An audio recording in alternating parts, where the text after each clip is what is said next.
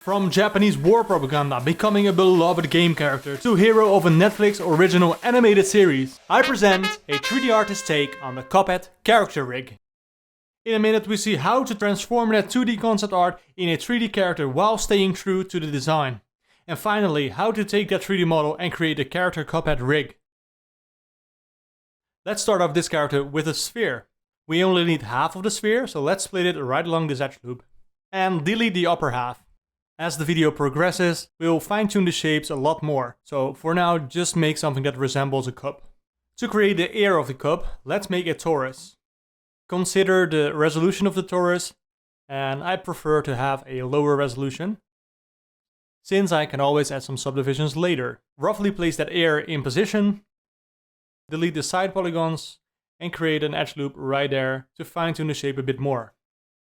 Now fully incorporate the ear into the cup, and that will do the trick for now. With every new piece we add, we can react and fine-tune the shapes we had earlier. We can go here and change it back to a round cube. That round cube is going to be the base of the body. Duplicate it once more to create the base of the pants. For the pants we delete the upper half, and for the body we delete the lower half. Resize those shapes and bring them a bit more closer to each other, so the body sits neatly inside of the pants.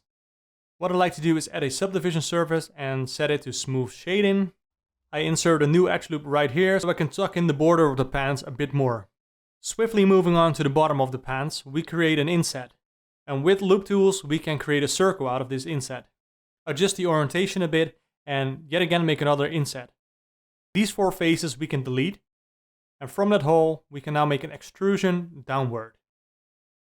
Roughly size and shape everything into place, and add some edge loop where needed. Right along the middle on the body, I select that edge loop that separates left from right. What I like to do is split this edge and delete the left side of the body. Then add a modifier, mirror modifier, place it above the subdivision modifier. Right, after adjusting the pants a bit more, introducing some more edge loops, we can move on and use this edge loop to create the leg. Separate this edge loop and make a cylinder downwards.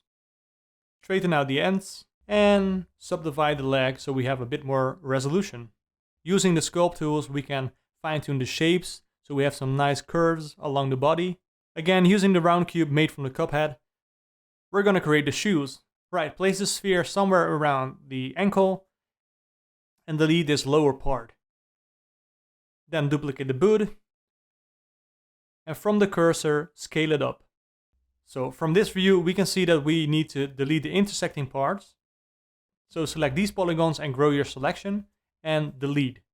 Now it's time to connect both of these edge loops, bridge edge loops. And with the new edge loop created in the middle, we can control the transition between toes and ankle a bit better. With a border selection on the bottom, we can duplicate this edge loop and we can start creating the soles of the shoes. I use grid fill, Ctrl F, and then in the pop-up menu select grid fill. And if you have a wonky result like I did, play around with the settings and you can play around with the span and the offset. Lastly, extrude this downwards and we have our sole. Use this edge loop and separate it from the legs. With a skin modifier we can easily create a torus that is the size of the legs. And using a subdivision modifier we'll create a smoother result. When I apply the skin modifier I need to go into edit mode and delete some of the edges so we get a more clean round shape. Like I said before, we keep tweaking the shapes, so in this case I'm gonna drag the shoe a bit forward and backwards. Again, right click, shade smooth. And with the mirror modifier, we're going to mirror over the shoe to the other side, using the body as the mirror object. So as we can see, the shoes are intersecting, so we need to place the feet apart.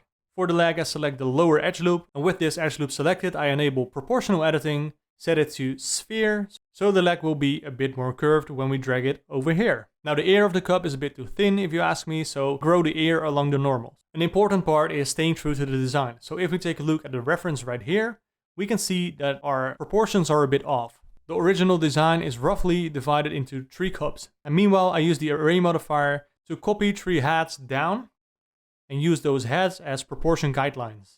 While modeling, it's always important to keep checking your reference or concept art and measuring everything to get the proportions right. Overall, I need to squash my cup head a bit down. What you also might have seen is that every part is 1 cup. So the head is 1 cup, the body is 1 cup, and the legs are 1 cup in height. I think I want some extra resolutions around the shoulder, so I'm gonna add an extra edge loop right here With these proportions down, immediately it starts to look a lot better.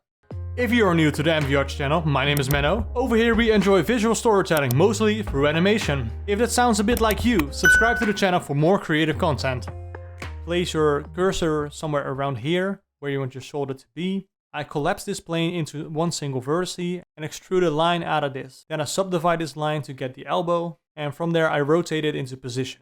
The skin modifier is one of my favorite modeling tools. You can easily create shapes and control the thickness per vertex. I do this with Ctrl A. Because I'm a very lazy modeler, I grab the torus of the feet, and I use that for the hands as well. Did I mention that I love the skin modifier? Creating hands has never been as easy as this. Again, collapse a plane into a single vertex, extrude that vertex down so we have a line, and from there we have to create a shape, something like this. When I'm somewhat happy, I apply this shape and start sculpting. Of course, this mesh is not 100% animatable. Later on in the process I come back and retopologize this mesh. Let's clean up the arm because the bend in the arm is too sharp. To create the shoulder I make an inset, use the loop tools to make a circle, and delete the faces. On the other side I delete some faces of the arm, and then bridge them together. I rotate the shoulder upwards, scale it a bit out. For animation purposes, let's add some other edge loops. Just give the cup some thickness. I'm using the solidify modifier, and using a simple cylinder I'm gonna make a straw. And afterwards I'm introducing some new loop cuts and create a nice effect with some scaling. With the plane in place, we can again use the circle tool from the loop tools.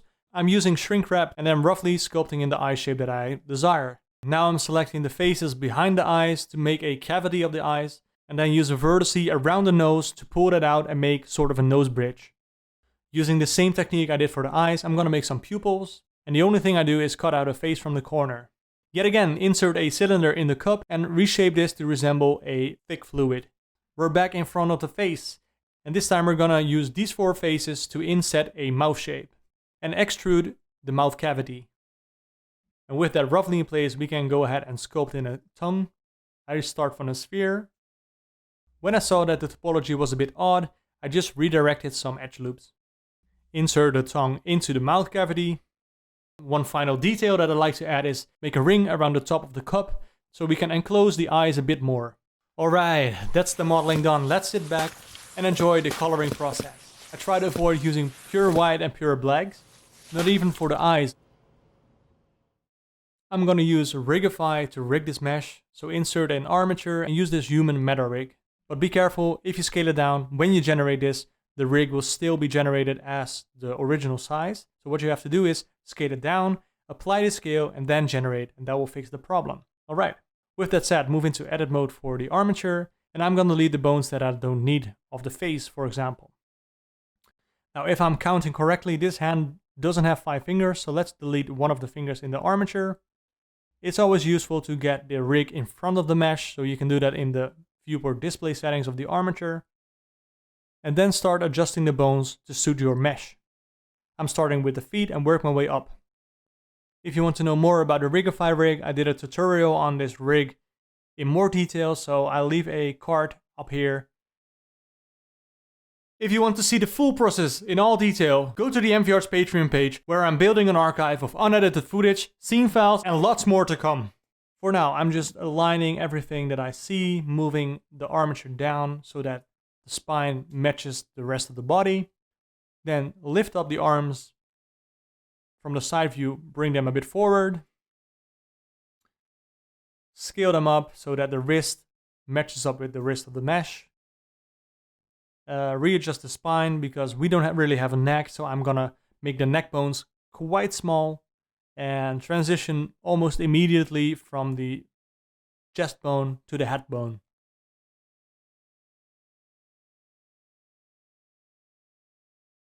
Rigging fingers is always a bit tedious, but with the Rigify rig I find it isn't quite as hard as I always thought it would be. One of the many advantages of using Rigify, in my opinion, is that you can add some samples. So for example, I add this face basic tongue.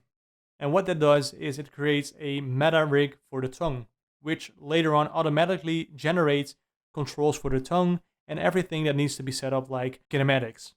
But it doesn't stop there.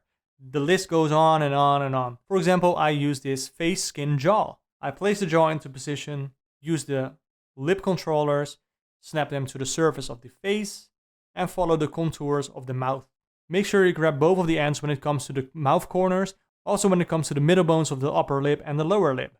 Then again, using a basic chain sample that I easily add in using the Rigify rig, I am gonna rig this straw. That is quite easy. I'm using the 3D cursor so I can easily snap my bones to those points. And because it is just a 3-bone chain, this will be quite easy. Now our meta rig is done, but there's one thing we need to do. The jawbone, the straw bone, and the teeth are not parented to the face bone, so they don't move with it. Let's fix that right now. Grab every controller that you need to parent to the face bone and say Ctrl P, parent to bone. Now everything moves with the face bone. Finally, we generated the mesh. Oh my god, I forgot a bone for the ear. Just so we can rotate the ear around the cup. With the rig selected and the mesh selected, we can say Ctrl P and choose armature with automatic bones. This will create some automatic weight painting, which of course, the fun part, we need to clean up. But let's worry about that later. First I want to parent the nose to the upper lip control. I'm using a child of constraint. When I move the controller, you see that the nose moves, except the translation is further than we need it to be. In a later stage, I noticed that it was better to parent it to the head instead of the lip controller. Remember that fun part we were talking about? It's time to adjust the weight painting. We had some automatic weight painting for the tongue and everything else, but let's go back in and create some custom weight painting. The nice thing about weight painting is you see what you're doing, and there is this nice function called smooth, which I like to use quite often. As you see, I moved on to the head, and what I want to do is I want to get everything that is not the mouth painted red. Of course, I'm gonna smooth it out so we have a nice transition.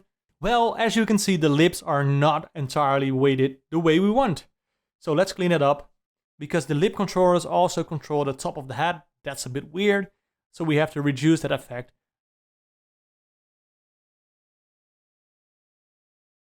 Well, the straw is quite easy. I painted in, but later on I thought, let me just use the edit mode, selected every vertex up to the point where two bones connected, and then set assign weights. From there I did the same thing for the other bones, and that created a nice transition. Later on you can smooth it out in weight painting mode as well, and that gave us some nice deformation. I'm not a pro rigger, I'm not very fond of weight painting, so this is not perfect, though if you spend some more time on this, I will guarantee that you get a nice result. Well, as an independent artist, I have to do quite a lot of things from the 3D pipeline, and I'm quite happy with how this rig turned out. I can't wait to animate it. If you made it all the way through the video, let me know by commenting this. Are you not sure how to start animating your Cuphead character rig? In this video, I share my workflow when it comes to animation. With all of that said, if you enjoyed the video, please leave a like. And as always, stay creative. I'll see you next time. Ciao.